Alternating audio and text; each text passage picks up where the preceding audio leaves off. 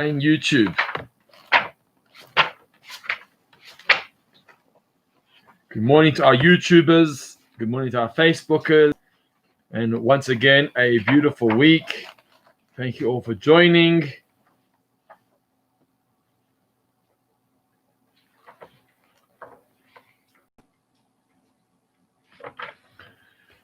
I'm happy that you're back here for another session of daily learning and lockdown inspiration.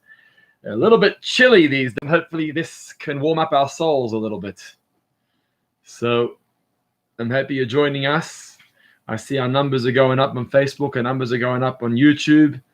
So welcome to one and all. We're just going to give it a few minutes for everyone to log on as everyone gets comfortable. While you're doing that, please feel free to post something in the comments. We'd love to hear from you. I'd love to greet you personally, as we traditionally do every morning. And I'm going to respond to your greetings in just a moment. So keep on posting. Keep on posting those comments. Keep on posting. And I'm going to come to your questions, to your comments, and greet you personally in just a moment.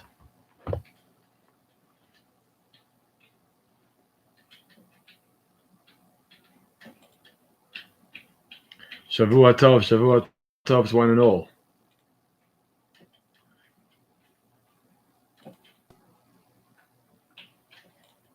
Beautiful. Lovely. Keep those comments coming in. Keep those comments. We want to hear from you. Keep on those comments coming in. Brilliant. Fantastic. Good morning, one and all. Thank you all. We're just going to give it a minute or so while everyone's logging in.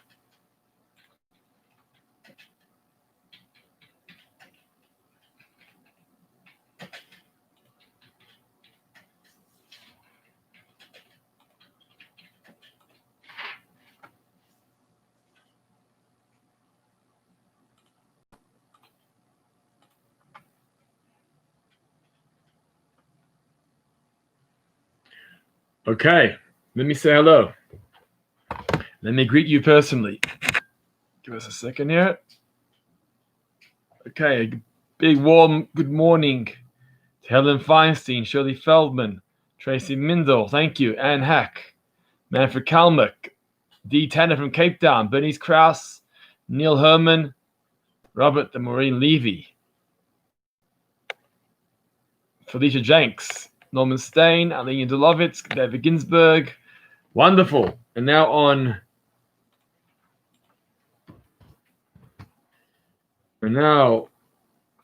YouTube. Look at this. Morad Walken, Dawn Olovitz, thank you. Avra Walpert, Shelley Smith, Lionel Rubin and Louise, Stephen Herr. Yes, we'll dedicate learning. Leili Nishmat, Esther Bat Moshe. Thanks. Fega Sega, thanks for the feedback. Sherilyn Diamond, good morning.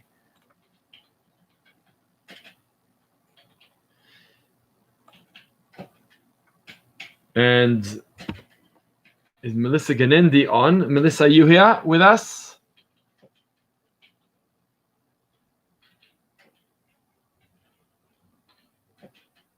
Melissa Ganendi, let me know if you're online with us.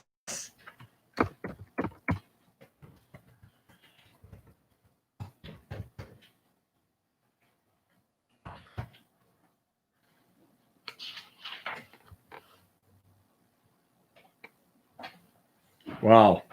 Okay, great. Morning, Wayne Miller. Fantastic. Thanks for joining. Yeah, there we go. Thanks. Melissa, I see you on YouTube. Thank you very much. Good to see you here. Good to have you here online with us. We're also going to be learning in loving memory, in memory of Adam ben David, Melissa's nephew, on his first yahrzeit today. Not an easy day for the family, I'm sure. A very emotional day. We miss her. We went through a tough time a year ago, and I'm sure it hasn't got easier. So let's have in mind Adam ben David, the Ilui Nishmato, in memory of his neshama, May you be a good advocate on behalf of all of us and bring us comfort, please God, and simchas in the future. Right, keep on posting. We want to know who else is online with us. I see on YouTube it continues. Yes. Morning, Melissa. Thank you. Got your message now. Haley Lipworth, Ian Clemenson, Ronnie Kotkus, all on YouTube. Menachem Stern from Melbourne, Australia. Now, I just want to point out something. Steve Romberg, are you online?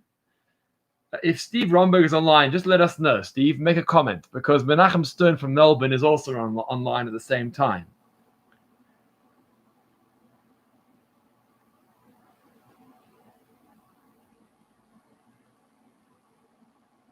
So, Steve, let us know. Boker Tov Rabbi. Helen Miller, thank you.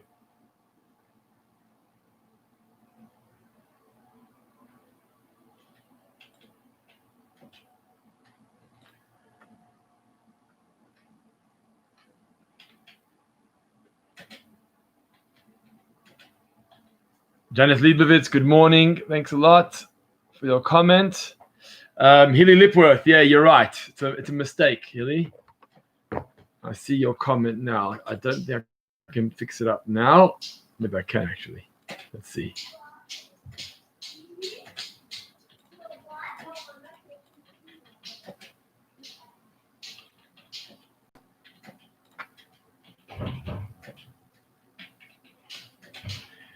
Right, guys, just hang in there. We're going to be with you in a moment. We're going to learn in a moment.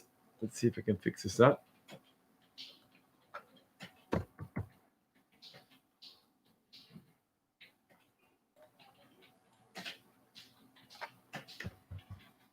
No. Do it later.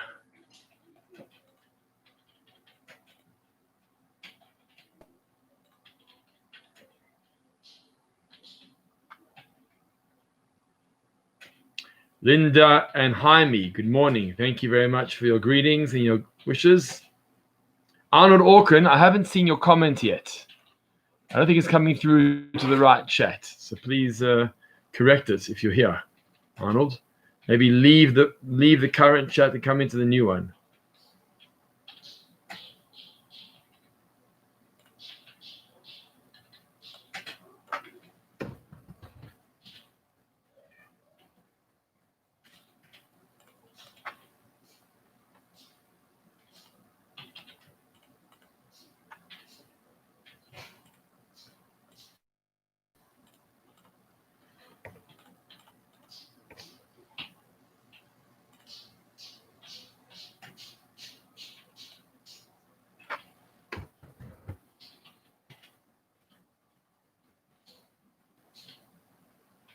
Okay, welcome all. Let's get going. Thank you all for joining us. Great to have you all here. If you're still coming on, please share your greetings with us. We'd love to know you're on.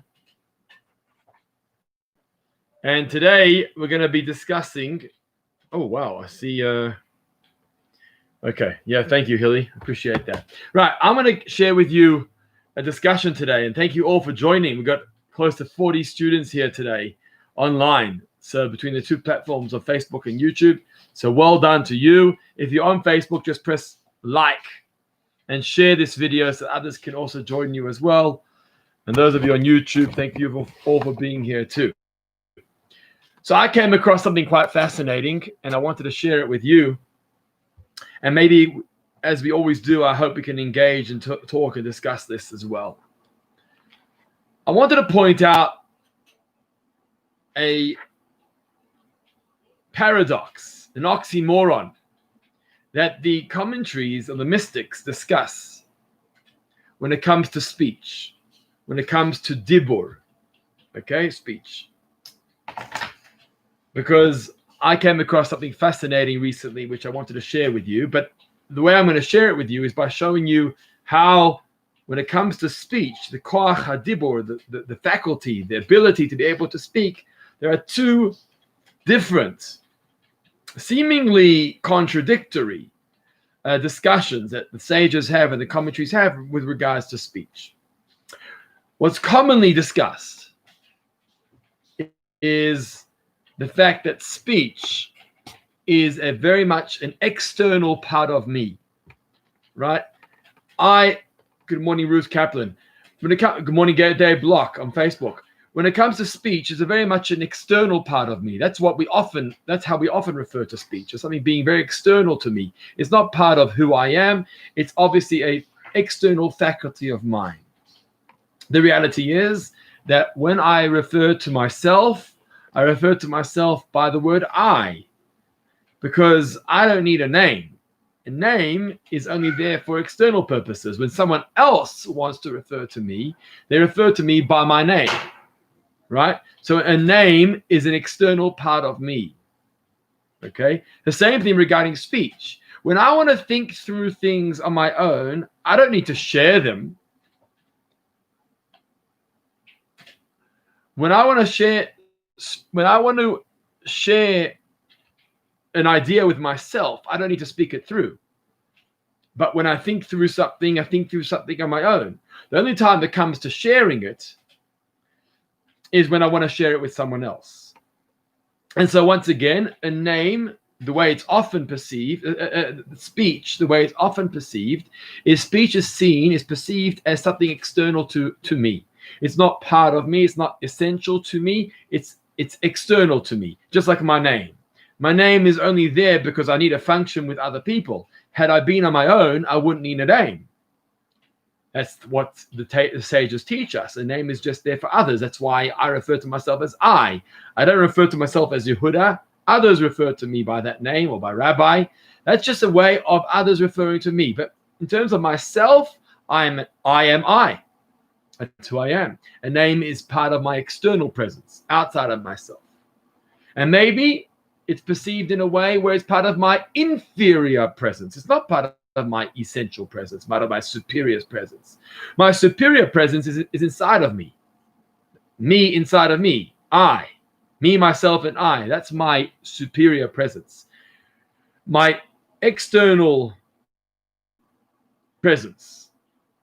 The external presence is the way I share myself with others. And that's why I have a name.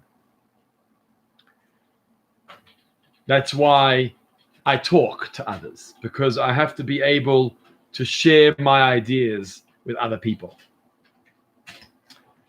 So, and as a result of that, that's the basic perception that people have. And that's the perception that we often have with speech. I'm trying to address Linda Drew's question. You want to see SD Shmooze share from yesterday. Okay, Linda, do me a favor. After this discussion, please message me privately and we will take it offline. Okay.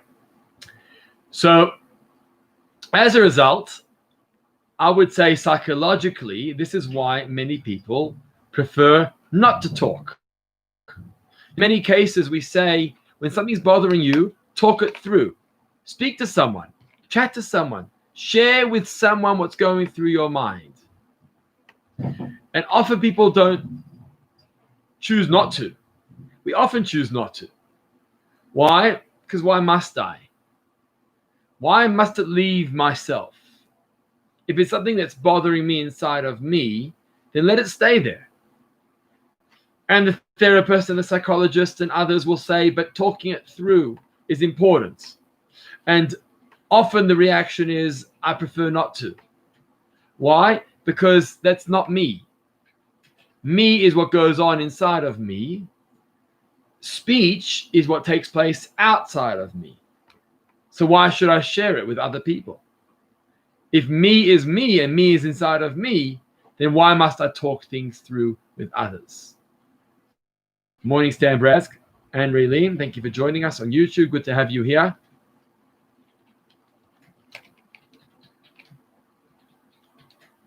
You know, like with names, because we compared speech to names, according to this understanding that I'm sharing with you.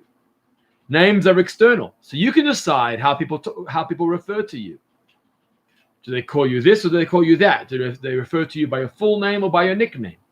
That's your choice, because you know that inside of you, your essence is deeper than a name. You need a name. You're an I. I'm an I. That's what I am. I don't need to have a name. So if I'm going to share a name with you, I'll decide what to share with you. A nickname, this name or that name. That's how I will decide how to express myself on the exterior, outside of myself. And the same thing is with speech. I don't want to share it with you. I don't want to talk to you. I'd rather keep it inside of me. How many people have told us that before? How many children have told us that before? How many adults have told us that before? I'd rather not share it. I'd rather not speak about it. It's something very deep down inside of me. Why would I want to speak? Speaking is external. Speaking is inferior. Speaking is for the sake of others. So then why is it necessary? That's one take of speech. Let me know if you have any thoughts on this. What your take is on names, or what your take is on speech, and how you perceive speaking. Have you ever thought about these thoughts? Have you ever thought about this? Have you ever spoken about this? Normally thinking, this is how we perceive things. The normally thinking is for me, inside of me, and speaking is for the sake of others. That's how we normally think things. But I want to share with you a new insight that I came across, which opens up a whole new world of psychology, of therapy, of it's unbelievable. And I want to share it with you because I think it's something to think about. And that's what we're doing here. We're here to think. We're here to learn. We're here to engage. If you have any questions, please feel free to post them. I want to welcome all those who are still logging on now. Please share with us in the comments. We want to hear greetings from you. We want to welcome you. We want to hear your questions. If you have any questions relating to our topic or any other topic that you come across in lockdown, let us know and let us engage. Maybe tomorrow we'll have a whole class devoted to your question. That's happened often over the last few weeks. So we want to hear back. We want to hear from you as well. So I came across a fascinating insight into the power of speech and what speech really does. And according to this understanding,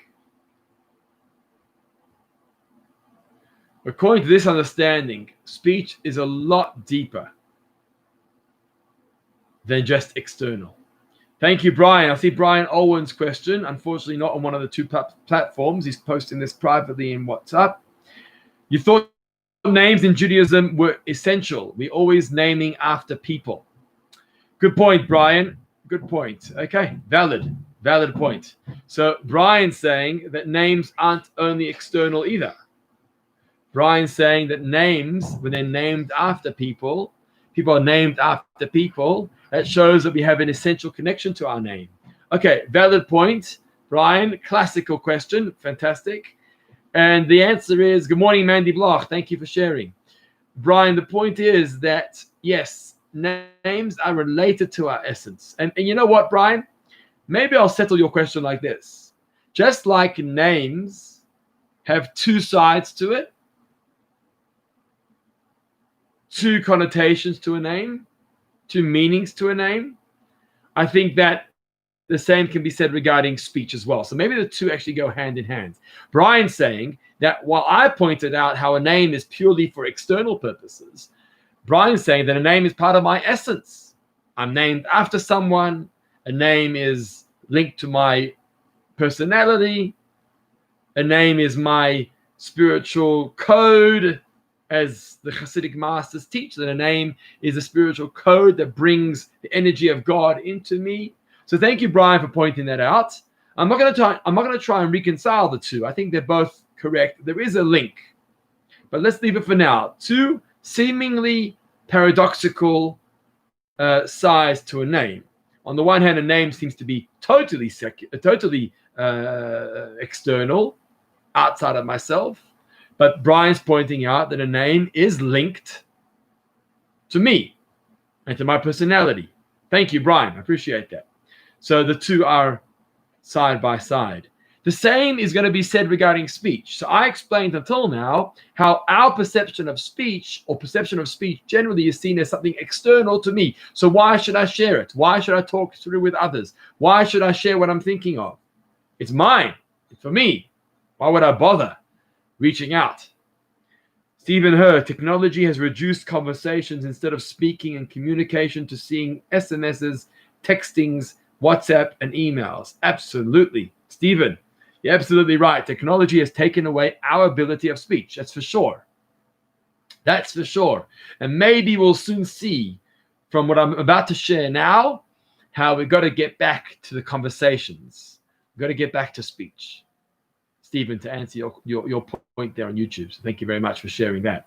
So let me share with you what I found fascinating with regards to speech. Speech is actually linked to the deepest chambers of wisdom, of chachma inside of me. The Hasidic masters teach that when are you able to speak? When you are intellectually developed. That's when you're able to speak. Speech is a direct link to your chachma, to your wisdom. As we know from the discussion of creation in the book of Genesis. So the book of Genesis says that God gathered Adam together. So God gathered the dust of the earth together. And from the dust of the earth, he created Adam's body. And then he had like a dead body. What was he going to do with his body? So the verse says, Vayifach ba'apav, he blew into his nostrils. God blew into Adam's nostrils, Ruach Chaim, a spirit of life. Right? He gave him Ruach Chaim. And what does it say? There in the Targum Onkelos, on the side of the Chumash, there is always an Aramaic translation. That translation on the side of the Chumash is called Onkelos. He is actually from Roman descent. He is a convert from the Romans. And Onkelos, in his translation, which many people don't even read because it's in Aramaic and it's hard to read it. But Onkelos says there, what does it mean, Ruach Chaim? What does it mean, the spirit of life? It says the Onkelos, Ruach Memalala. That's the terminology. Ruach Memalala. What does Ruach Memalala mean? It means a spirit of speech. Because when man was created, he was given the ability to speak. Now, if man was given the ability to speak, but animals were not able to have the ability to speak, yes, animals have ways of communication, but they don't speak. Ruach Memalala, the spirit of speech, was something that was specifically given to Adam and Eve when they were created. So why is it that man was given the ability to speak, but not animals, and not plantation, and not the inanimate? No other kingdom of creation was given the ability to speak, besides Adam. Adam was given the ability to speak. What does it show?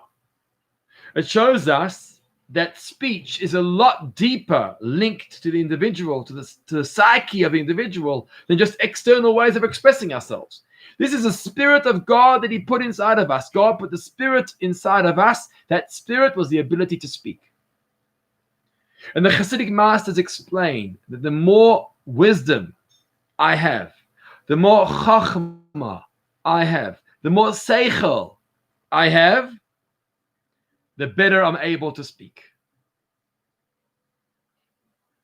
So when man is superior to animals, when man taps into the logic and the chachma and the wisdom and the seichel and the intellect, that's what we have unique to us in comparison to animals, for example, is that chachma that gives us the ability to speak. So our speech is linked to chachma. Mind-boggling. But we know this. We know this because psychologists and therapists have told us this. But this is amazing insight. When someone speaks, once upon a time, when someone let out frustration, let's say a child speaks their heart out, tells something to the parents or to the teacher, so often we disregarded what they were saying. So often the older generation didn't listen to what the younger generation said. The older generation couldn't relate to the frustration that was shared in words by the younger generation. But today's educationalists know that it's through speech that you figure out what's going on deep down inside the person. It's through what they're saying. You got to read between the words. Just because a student or a child is rude or speaks inappropriately, don't slap them. Don't throw them out of the classroom or to their bedrooms. Yes, you must discipline. Yes, you must show them the way. You must teach them how to speak. But in addition to teaching them how to speak, you also have to read between the lines. You have to realize what the psychologists and the therapists and Torah has been teaching us for thousands of years, that speech is linked to seichel. Speech is linked to chachma. And when a person speaks, they're actually revealing something within themselves. Sometimes it's not clear. Sometimes they're not expressing themselves properly. So we got to train them to talk properly, talk maturely, talk appropriately. But the speech is linked to chachma. And it tells us even more. The Rebbe teaches in a Maimer, in a Hasidic discourse. He teaches even more than that. He says the more we speak, the more chachma, the more wisdom we draw down. That's unbelievable. Because normally, what I just told you before, many people say, why should I speak? Why should I share this? It's something very private. I don't want to chat over this with someone else. I don't want to go to a therapist to talk through this. I don't want to speak to my rabbi. I rather hold on to it inside of me. It's mine. It's private. Why should I share it? And the answer is because the more you share, the more you talk, the more you clarify the issues. The more you share, the more you talk, the more wisdom is aroused and inspired inside of us. Our dibur pulls at the chachma.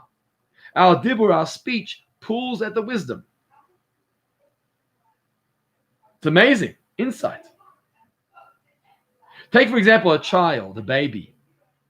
So we know the more that the child grows, and the more intellect the child develops, the more they're able to speak. That's the way it is. The older, the more intellectual they are, the more they speak. And therefore, my speech actually generates, it arouses my intellect, because the two of them are linked together. So the more I speak through things, the more clarity I have inside my mind. This explains the importance of therapy, the importance of psychology.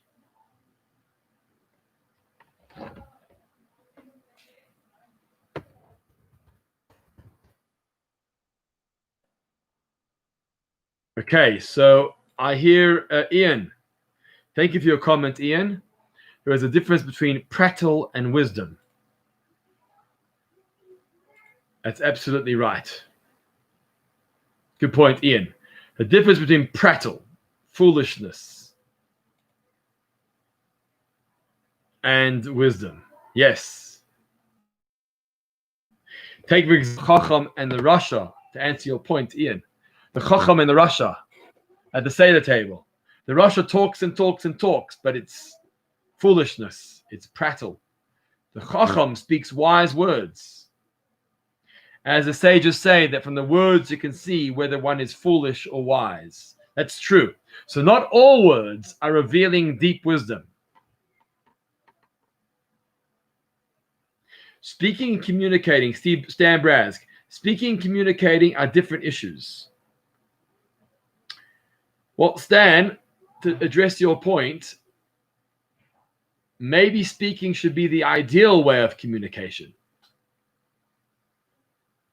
In other words, what I'm suggesting today is that when you speak through things, the speaking, again with Ian's point, linked to wisdom, clarifies things. The more you speak, the more you clarify things. When you go to speak to somebody to guide you, let's say your mentor or guide or coach or therapist, they're not going to come up with miraculous methods. What they're going to help you do is clarify the issues. And the more you speak it through, even before the coach answers you, even before the rabbi answers you, the fact that the person that you've spoken through the issue has already clarified the issue. Because the more you speak through it, the more chachma comes down. And Stan says that speaking and communicating are different. Well, this ties into, that's Stan Brask on YouTube, but this ties into Stephen Herr's comment on YouTube. By the way, the YouTubers today have been very busy. Let's get the Facebookers going. Guys on Facebook, let's start sharing stuff here. We want to hear from you. What's your thoughts about speech? What's your thoughts about speech? We want to hear it. But Stan, Stephen Herr's comment was that in today's day, we're too used to technology and WhatsApp and emailing. And I'd like to agree with Stephen. Based on this thought process, there's more to speech than any other way of communication. Because the moment I speak through things, the more I clarify the issues. Speech is not just an external way of expressing ourselves. Speech is linked to the chachma. It's linked to the wisdom. And the more I speak, the more I clarify things. I found that to be a fascinating insight. It explains the whole concept of chavruta, the whole concept of talking it through with your friend. Why does it help to talk through something with a friend? Forget about the coach or the therapist or the rabbi. Why does it help to talk through things with your friend? It's not just because the friend's going to give you advice. It's because when you speak through it, chachma is being drawn down into you. Brian, I see your comments coming through. Speech, something that we place major emphasis on, is continually being worked on, but many times life is seen in context, creating the wisdom. Speech can't be undone. That's true. Speech can't be undone. That's very true. Okay, so getting back to our topic here. Please, I see your comments coming through. Keep on sharing. What's your thoughts about this? Any therapists online with us, or teachers or educators, or any others that have thoughts on this matter? I found this to be very intriguing, because Torah teaches us the importance of a chavruta, the importance of learning with someone. And I appreciate all of you, our 35 to 40 students who are with us this morning, our viewers, and hopefully there'll be more viewers later on today. You're all my chavrutot, because you're making me speak. Every day, 10:30 a.m., join us on Facebook and YouTube. And your questions and your communication makes me speak even more. Right, to speak, to get things off your chest. So Helen, my point is, what's the point of a chavruta? The point of a chavruta is to get it off your chest, but it's more than that. It's not just to get it off your chest. And this is what the Rebbe teaches, and I came across this teaching, which is fascinating. It's more than just getting the issue off your chest. The more you chat through something, the more you speak through something, the more wisdom filters down into the topic. The more chachma you have, the more clarity you have with regards to that issue. That's unbelievable. It explains the whole concept.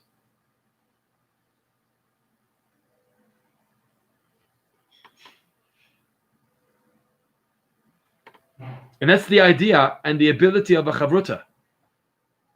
Because there's one thing to learn on my own. But when I learn on my own, it's like thinking through things on my own. When I learn on my own, it's very good, but maybe not as clear as talking it over. Let me give you an example. Many of you have heard a shiur of some sorts, or a lecture, or read a good book, right? Now, try and tell that over to somebody else. Try and share that book. Try and share that drasha, that shiur, with someone else. It's not going to be so simple. Suddenly we're frozen. When I heard it, it was fascinating. When I heard it, it inspired me. But now I want to share it with someone else, it's too difficult. But if you work on yourself, and my answer is to that, is, you know why it's difficult? It's because it's not clear. If it was clear, you'd be able to deliver it over to somebody else. Speech clarifies it. And the moment you start preparing for a speech, you start preparing for a Dvar Torah at the Shabbos table, you start preparing for a lecture or for a presentation, the moment you have to start processing it into speech, it's not just an external activity of sharing what I have with someone else. It's not just that all the material of that presentation, I'm now sharing it externally with someone else. It's more than that. And that's what I wanted to share with you today. When I share a presentation with someone else, it clarifies the issue in my mind, because the more I speak through it, the more chachma, the more wisdom I'm accessing at that point in time. And the more clear and crystal the ideas become. And that's the power of speech. Speech isn't just there for the sake of external sharing. Speech is there because it touches the essence of my wisdom, the essence of my chachma. And I share this with my chavruta. I share this with my shir. I share this with my children. And the more I share, the more wise I become, because the more chachma is drawn down. It says that, the famous Gemara that says that my students have taught me more than my teachers. Why do students teach us more than our teachers do? Because when our teachers teach us, we just absorb. We absorb and we listen. But how clear is that material? We haven't yet processed it. We haven't yet broken it down. It seems to be one big cholent, one big mix of information. But it's good. That's how we learn information, by our teachers. But the moment our students start asking us questions, and the moment our students start forcing us to share and to talk through things, we're not just externally sharing with them, we are actually clarifying the ideas inside ourselves. The more chachma is coming down to clarify the issues, to break them down into compartments, into sections. And the more I share, the more clear the topic is for me at the same time. So I want to thank you all for joining us here on YouTube and Facebook this morning for another session of daily learning and lockdown inspiration. Thank you for forcing me to talk. I got to thank you. You don't have to thank me, because I got to thank you. The speech, the talk is clarifying the issues in my own mind. Because the more I speak, the more chachma, the more wisdom I get. So I guess it's win-win. You gain, I gain. So thank you for being here. I've seen people coming and logging on as we've been speaking. I hope you've enjoyed that. We're going to be back here tomorrow morning again, 10:30 a.m. on Facebook and YouTube for another session of daily learning. In the meantime, keep warm, because it's very cold out there. I see a few people of overseas are logging on. We had Menachem Stern here from Melbourne, Australia earlier on. If anyone else is here from out of town, Dee Tanner from Cape Town, anyone from out of town or even local who hasn't said hello to us just yet, you're more than welcome to post something in the chat. We'd love to welcome you personally.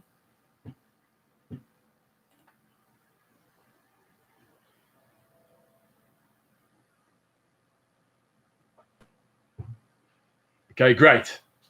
Wayne Miller. Thank you, Wayne. Shirley Feldman, thank you.